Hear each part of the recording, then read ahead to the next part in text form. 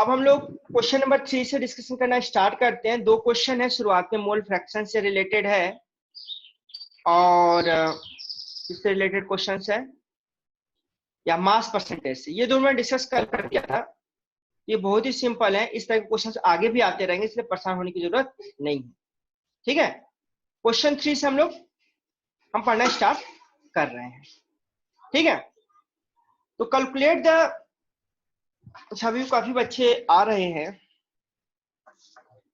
हम थोड़ा वेट कर लेते हैं। चलो ठीक है, दैट्स इनफ। अब हम लोग क्वेश्चन पढ़ना स्टार्ट करते हैं। Calculate the molarity of each of the following solution. ठीक है, पहला है आपको क्या निकालना है, मोलैरिटी निकालना है। मोलैरिटी से आप लोगों का कॉन्सेप्ट तो क्लियर है। मोलैरिटी मतलब क्या होता है, number of mole of solute divided by mass of अरे volume of solution in litre. ठीक है, ये फॉर्मूला आप लोग को पता होना चाहिए। पहला क्या है, 30 gram of cobalt dinitrate hexahydrate, ये पर्टिकुलर डिस्कस कर लिया था मैंने। सर अननोन नेम से स्टूडेंट आ रहे हैं, देखिए name, oh I have to see. अच्छा, कुतुम्बुद्दीन, प्रतीक, पिंकी, अमित, केसरी। ए से कौन है, अंजलि? क्या ए से कौन है भाई? Who is attached with A only?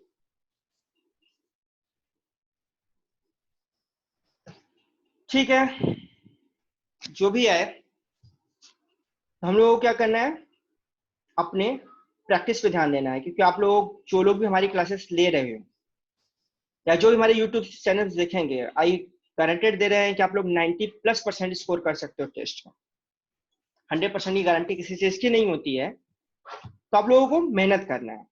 ठीक है, तो पहला क्वेश्चन आप देखो, 30 ग्राम ऑफ कोबाल्ट नाइट्रेट है इन 4.3 लीटर ऑफ सोल्यूशन।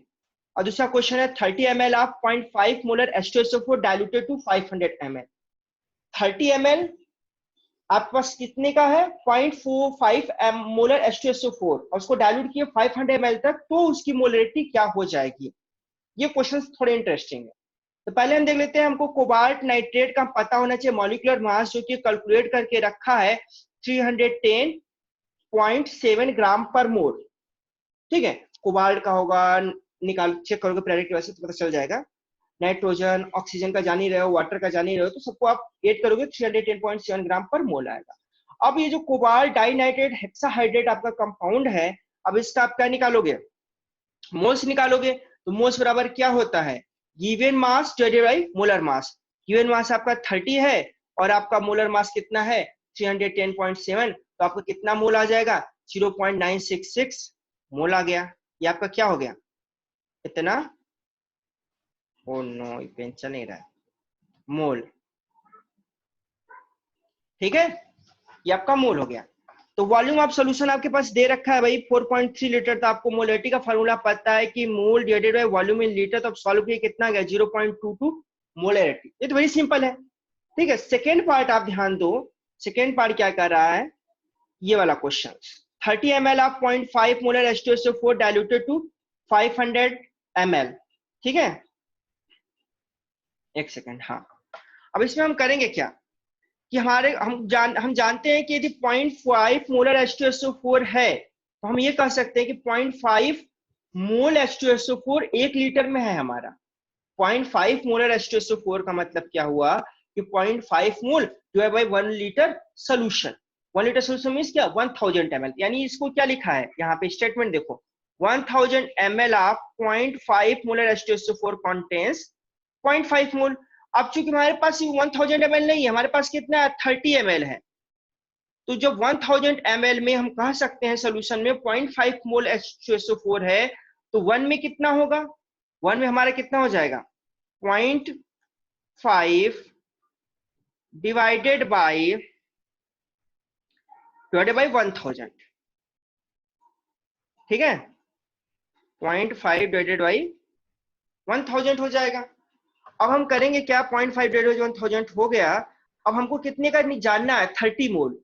30 मोल नहीं, 30 ml। 30 ml वो सोल्यूशन है, एक्चुअल में कितना मोल है। यहीं पे देखो मेरा क्या हो गया, इसी में हम 30 ml का क्या करेंगे, मल्टीप्लाई कर देंगे। तो यहाँ पे हम देख सकते हैं, mouse is not proper working, ठीक है। तो यहाँ पे हम देख सकते हैं कि भाई क्या है, 0.5 डिवाइडेड बाय 1000 मल्टीप्लाई 30, तो कितना हो गया, 0.015 मोल हो गया।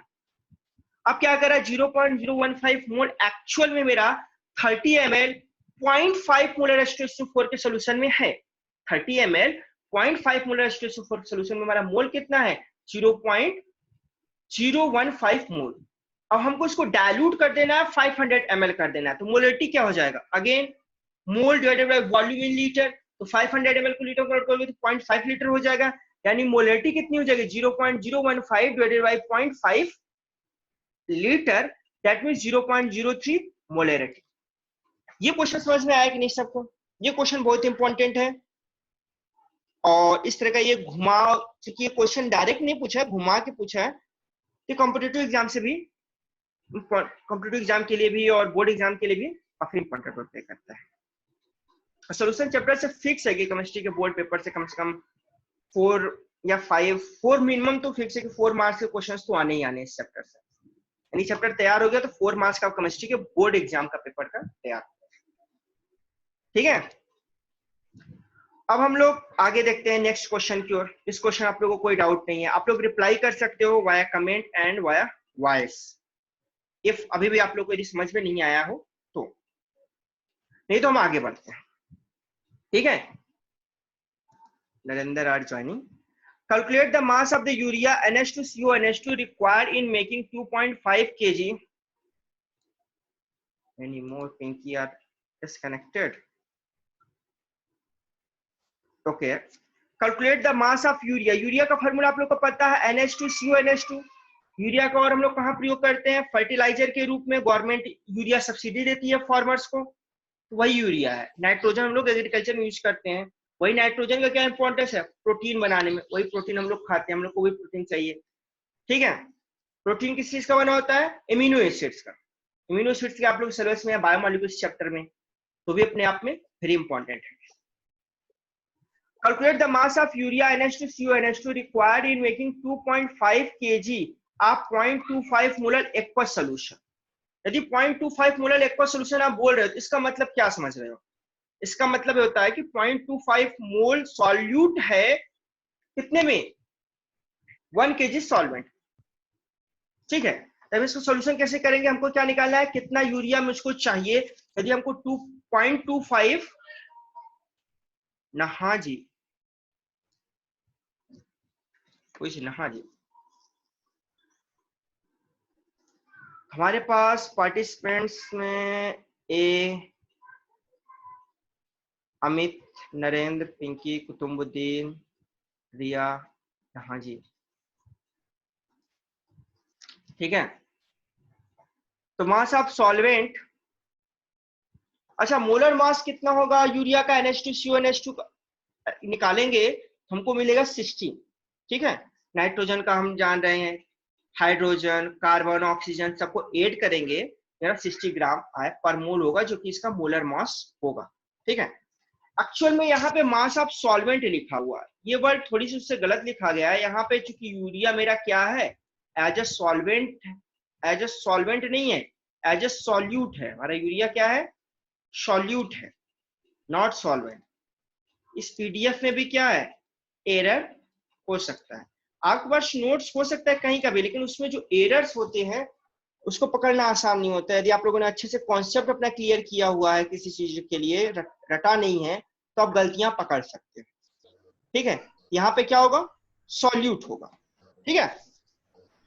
तो आप क्या कह क्या रहा है, 0.5 molar aqueous solution to urea means that moles of urea 0.25 mole, और मास ऑफ सॉल्यूट कितना हो जाएगा, 60 ग्राम पर मोल होता है।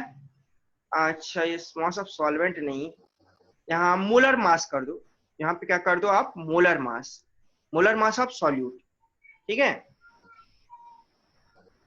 माउस से राइट करना बहुत मुश्किल होता है, ठीक है। हो गया मोलर मास ऑफ सॉल्यूट आपका कितना हो गया, 60 ग्राम पर मोल, यानी 0.25 मोल ऑफ यूरिया है और उसका मोलर मास कितना होता है, 60 है, तो उसका एक्चुअल में हमारा मास कितना हो जाएगा, 0.25 multiply 60 that is 50 gram. Clear? 0.25 multiply 60 that means 15 ग्राम।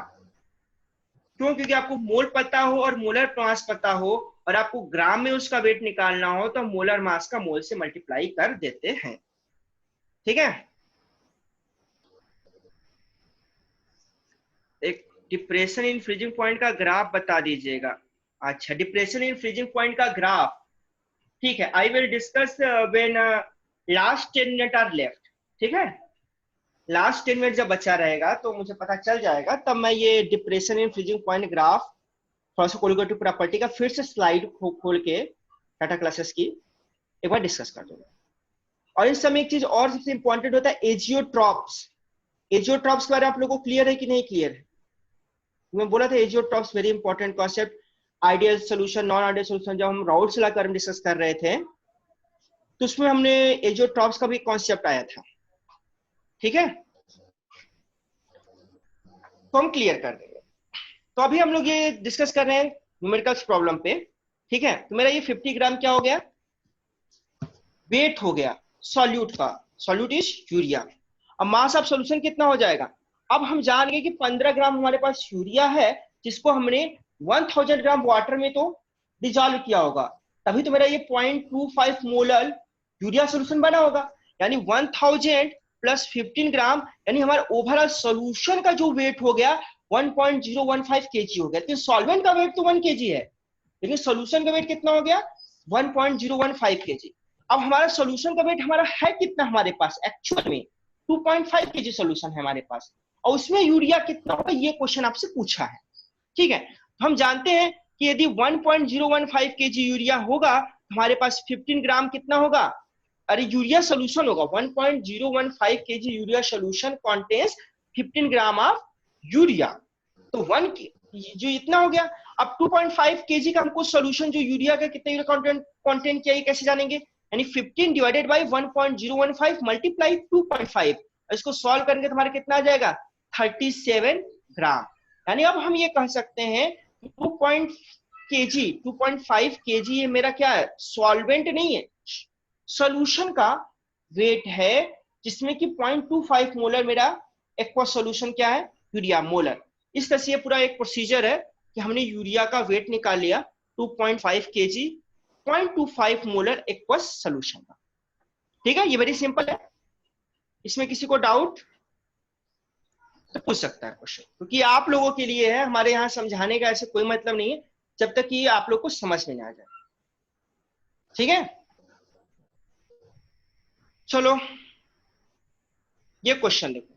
इस तरह के क्वेश्चंस आ सकते हैं टेस्ट में भी, कि आप लोगों को एक साथ मोलेलिटी, मोलरिटी, मोल फ्रैक्शन निकालने के लिए कहा जाए। एक 3 नंबर के हो सकते हैं, और कॉम्पिटिटिव एग्जाम में भी या बोर्ड एग्जाम में भी चांसेस बनते हैं। ठीक है, तो क्वेश्चन क्या है आपको सभी का पता होना चाहिए। कॉन्सेप्ट मोलरिटी क्या होता है, मोलरिटी क्या होता है, मोल फ्रैक्शन क्या होता है, हम लोगों ने डिस्कस किया हुआ है तीनों पार्ट अच्छे से। अब हम क्वेश्चन पे आते हैं। क्या कह रहा है? 20% मास बाई मास दिया हुआ है। 20% मास बाई मास हमको दे रखा है, यानी ये मास परसेंटेज दे रखा है। कह रहा है कि 20 ग्राम क्या हो जाएगा? तो ये लिखा 20% एक्वस क्यूएस सॉल्यूशन का मतलब 20 ग्राम ऑफ के आई इन 100 ग्राम ऑफ सॉल्यूशन। तो सॉल्वेंट मेरा कितना हो जाएगा बेटा? 100 माइनस 20 मीन्स 80 ग्राम। 80 ग्राम मेरा हो गया सॉल्वेंट, वो क्या है? वाटर है। अब हमको पहला निकाला है मोलेलिटी। अब 80 ग्राम वाटर समझ रहे हो, तो मोलेलिटी का फॉर्मूला क्या होता है? मोल of solute divided by mass of solvent in KG. हमको सॉल्वेंट का वेट तो पता चल गया 80 ग्राम है, सो केजी में कन्वर्ट कर लेंगे। ठीक है, अब मोल कैसे निकालेंगे केआई का? हम केआई का निकालेंगे मोलर मास। ठीक है, और केआई का मोलर मास आप निकालोगे तो इसका आप लोग देखियो कितना आता है।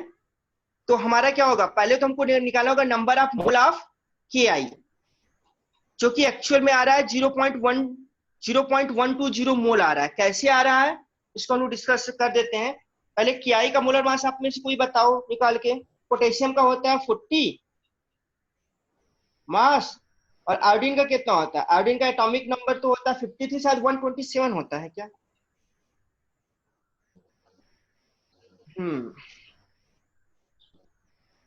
एक्चुअल में इसका होता है 166.08 ग्राम पर मोल। ये मैंने क्या आपको बताया, मोलर मास ऑफ केआई। अब आपको निकालना हो, आपको क्या निकालना हो, मोल। तो मोल कैसे निकालोगे, मोल निकालने के लिए आपके पास 20 ग्राम क्या है, केआई है, डिवाइडेड बाई 166.08 ग्राम पर मोल। ये मोल ऊपर चला जाएगा, ग्राम ग्राम कट जाएगा। इसको सॉल्व करोगे आपका आना चाहिए 0.120।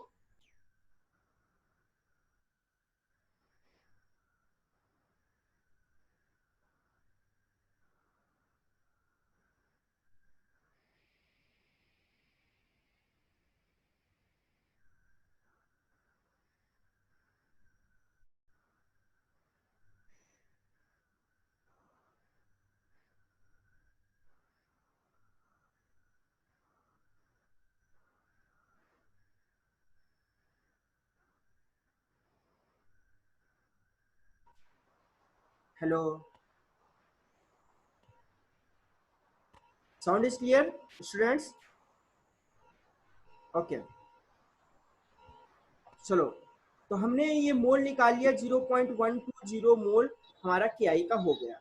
अब हमको मोलेरिटी निकालना है, तो मॉस ऑफ सॉल्वेंट हमको करना होगा, यानी 80 ग्राम को केजी में बदलेंगे, कितना हो जाएगा, 1000 से डिवाइड करेंगे, हो जाएगा 0.080 केजी। ठीक है, सॉल्व करोगे तो आपको कितना आ गया, 1.5 मोल पर केजी, जो कि आपका क्या हो गया, मोलरिटी हो गया। ठीक है, अब डेंसिटी ऑफ सॉल्यूशन आपको दे रखा है, सॉल्यूशन की डेंसिटी है, ध्यान रखना। ठीक है, 1.202 ग्राम पर मोल। अब आपको वॉल्यूम ऑफ सॉल्यूशन पता होना चाहिए, क्योंकि आपको क्या निकालना है, अब आपको निकालना है मोलेरिटी निकालना है, जहां पे वॉल्यूम ऑफ सॉल्यूशन होता है, number of mole of solute divided by volume of solution. आपको डेंसिटी इसीलिए दिया गया है ताकि आप क्या, आप उसका वॉल्यूम निकाल सकें, यदि आपका उसको मास पता हो तो volume of solution equal to क्या हो जाएगा, 100 डिवाइडेड बाय 1.202, क्योंकि बोला 100 ग्राम सोल्यूशन है, एक्चुअली ये 100 ग्राम सोल्यूशन नहीं, 100 ग्राम मतलब वाटर के लिए बात करें तो 100 ml होना चाहिए, इसलिए 100 डिवाइडेड बाई क्या कर दिया, 1.202 कर दिया। Mass divided by density, that means volume. Volume equal to क्या होता है, mass by density, density equal to क्या होता है, मास बाई वॉल्यूम। उसी तरह से वॉल्यूम इक्वल टू क्या हो जाएगा, मास बाई डेंसिटी। यहाँ मास क्या 100 ग्राम दिया सोल्यूशन का, डिवाइड बाई डेंसिटी क्या कर दिया 1.202, सॉल्व करेंगे तो हमारे कितना आ जाएगा 83.2 ml। ये क्या हो गया, वॉल्यूम हो गया। अब हमको मोलेरिटी निकालना हो तो मोल पता ही है, अब ये ml को लीटर में कन्वर्ट करेंगे तो अगेन 1000 से डिवाइड करेंगे, जो हो जाएगा 0.0832 लीटर। सॉल्व करेंगे तो हमारा आंसर आ जाएगा 1.44 मोलेरिटी। क्लियर, ये हो गया मोलेरिटी। अब मोल फ्रैक्शन निकालने का कॉन्सेप्ट सिंपल सा है कि आपको दोनों कंपोनेंट के मोल पता होनी चाहिए, तभी आप मोल कॉन्सेप्ट और मोल फ्रैक्शन निकाल सकते हो, मोल फ्रैक्शन। ठीक है, तो मोल फ्रैक्शन आपको केआई का मोल तो पता ही है, अब वाटर का मोल निकालना हो तो 80 ग्राम वाटर है, 80 ग्राम वाटर यहाँ आप देख सकते हो, 80 ग्राम वाटर है और 18 से डिवाइड करेंगे तो ये हो जाएगा 4.44 मोल क्या, वाटर। ठीक है, अब केआई है, केआई का मोल फ्रैक्शन निकालना हो तो 0.120 डिवाइडेड बाय 0.120 प्लस 4.44, कैसे आया, mole fraction of KI means mole of KI divided by mole of KI plus mole of solvent. KI तो आपका सॉल्यूट हुआ, इस तरह से आपका ये हो जाएगा, कितना सॉल्व करोगे 0.120 डिवाइडेड बाय 4.560, मेरा हो जाएगा 0.0263। ठीक है, क्या हो जाएगा, ये मोल फ्रैक्शन। और मोल फ्रैक्शन कैसी क्वांटिटी है, मोल फ्रैक्शन यूनिटलेस भी है। क्या ये टेम्परेचर पे डिपेंड करता है, मोल फ्रैक्शन टेम्परेचर पे डिपेंड नहीं करता है, क्योंकि यूनिटलेस है, सिंपल सी बात है, इसमें कुछ है ही नहीं तो टेम्परेचर इसका क्या बिगाड़ेगा। ठीक है, अब मोलैरिटी और मोलैरिटी में फर्क यही सबसे बड़ा, आप लोग क्लास 11 से जानते हो इस बात को कि मोलैरिटी टेम्परेचर पे डिपेंड नहीं करता। Molarity is the not a function of the temperature, because mass is not the function of temperature, क्योंकि उसमें क्या होता है, मास ऑफ सॉल्वेंट होता है केजी में, नॉट वॉल्यूम, जबकि volume is the function of the temperature. So molarity is the function of the temperature. क्योंकि चार्ल्स लॉ आप लोग पढ़े हो, चार्ल्स लॉ क्या कहता है, जैसे जैसे हम टेम्परेचर बढ़ाएंगे वॉल्यूम बढ़ता जाएगा। इसलिए गर्म गुब्बारे, हार्ड गुब्बारे का कॉन्सेप्ट है, जो बैलून्स ऊपर उड़ता है, वहां भी चार्ल्स लॉ अप्लाई होगा। ठीक है, नेक्स्ट क्वेश्चन देखो क्या है, H2S hydrogen sulphide a toxic gas with rotten एक लाइक स्मेल। आप लोग लेबोरेटरी में H2S वाटर यूज करोगे, H2S गैस को हम लोग लेबोरेटरी में बनाते हैं इस तरह से, उसको वाटर में डिसॉल्व कर लेते हैं। Gas are dissolving water with pressure, उसको क्लोज्ड वाटर में पैक कर सकते हैं। और H2S हम लोग लेबोरेटरी में टेस्टिंग पर्पज से करते हैं, लेड की टेस्टिंग में, तो लेड सल्फाइड बनता है जो कि ब्लैक पीपीटी है, और ये टॉक्सिक भी होता है, इसलिए इसलिए डाइल्यूटेड बनाते हैं।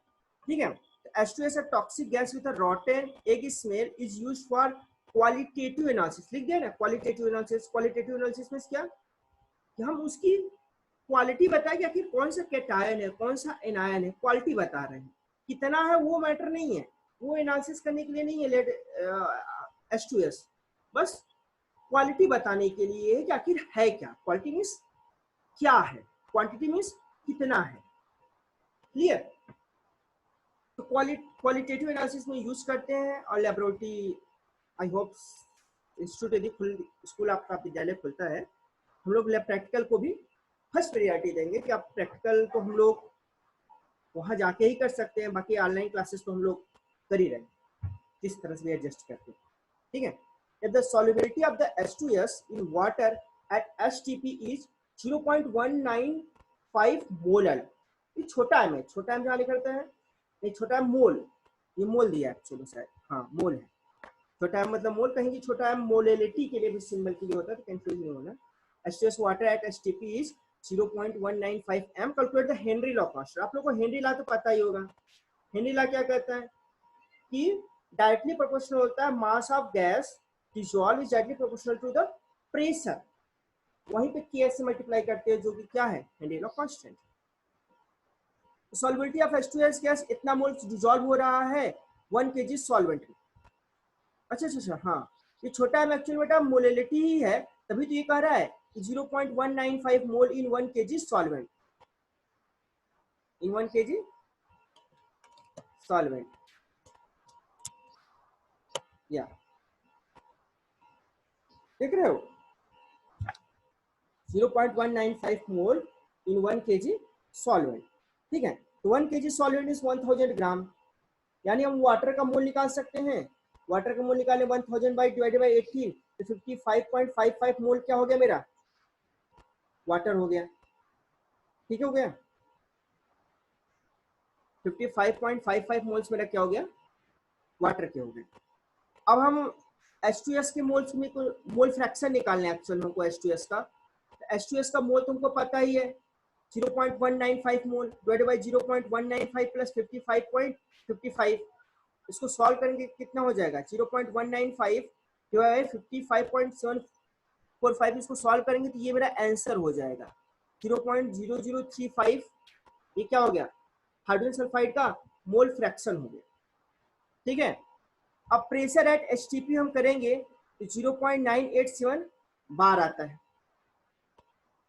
ठीक है, ये फिक्स है, जो मेरा HTP पे जो प्रेशर होता है वो 0.987 होता है बार। ठीक है, अब अप्लाई हेनरी लॉ हम करेंगे तो क्या हो जाएगा, partial pressure of H2S equal to constant multiply mole fraction. तो पार्शियल प्रेशर जो HTP पे तो दे रखा है, प्रेशर कितना है 0.987, और मोल फ्रैक्शन में कैलकुलेट किया है 0.0035, यानी 0.987 डिवाइडेड बाय 0.0035, सॉल्व करेंगे तो मेरा कितना हो जाएगा, सॉल्व करेंगे इसको कैलकुलेट करेंगे कितना आ जाएगा 282 बार। ठीक है, 282 बार, ये मेरा क्या हो गया KH। ठीक, अब नरेंद्र ने एक क्वेश्चन पूछा था खराब से रिलेटेड नरेंद्र तो खुद ही आउट हो चुका है ड्यू टू नेटवर्क प्रॉब्लम है क्या मुझे नहीं पता। ठीक है, अच्छा पिंकी आवाज आ रहा है आप लोगों को? अब क्या पूछना है, कुछ क्वेश्चन तो आप लोग पूछो, लास्ट 10 मिनट है, क्या मैं ऐसे ही न्यूमेरिकल आगे समझाता चलूं? कुतुम्बुद्दीन हो ना? Reply me fast, voice is clear और नॉट?